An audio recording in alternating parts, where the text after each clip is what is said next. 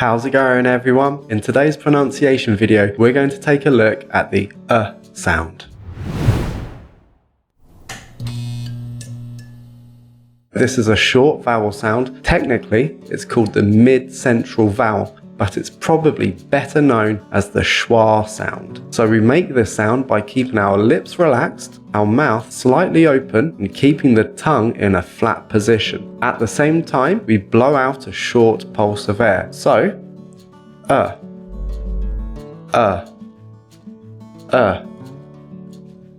So this phoneme is found in many words and is actually the most commonly used vowel sound in the English language. So you can find it spelt as any vowel letter and it's always a weak sound. This means that it's spoken more quickly and quietly than a regular vowel. We find it in the definite article the, and it's commonly found as the weak syllable in multisyllabic words such as teacher, doctor, popular, theatre, about, industry.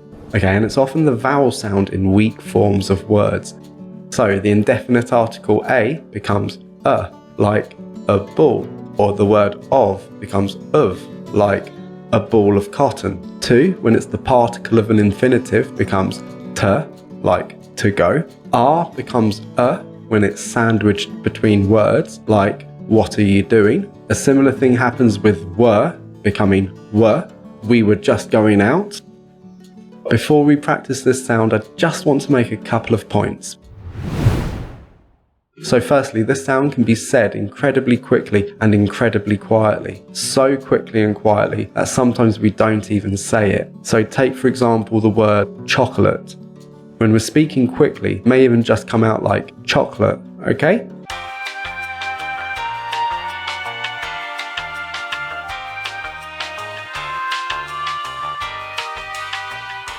Secondly, with the definite article the, if the following word begins with a vowel sound, then we don't use a schwa, we use an e, the closed front unrounded vowel. So we would say the apples are ripe, not the apples are ripe, or the indigenous population, not the indigenous population. Okay, so let's practice. As usual, I'm going to say the sentence first, but this time I'm going to leave the sentence on the screen so you can see where all the schwa sounds are.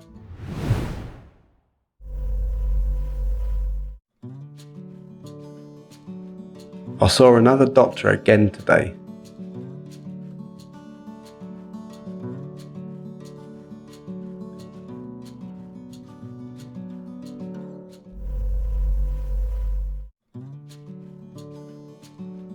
Are you going to just stand there, or are you going to say something?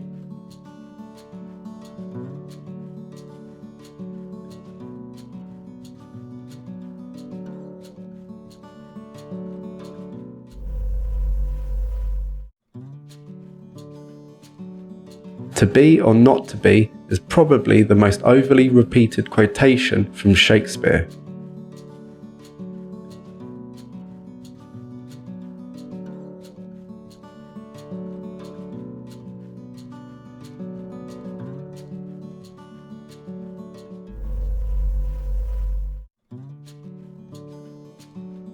We were stranded at the airport for a while, but a kind-hearted rubbish collector working for an airline came and saved the day.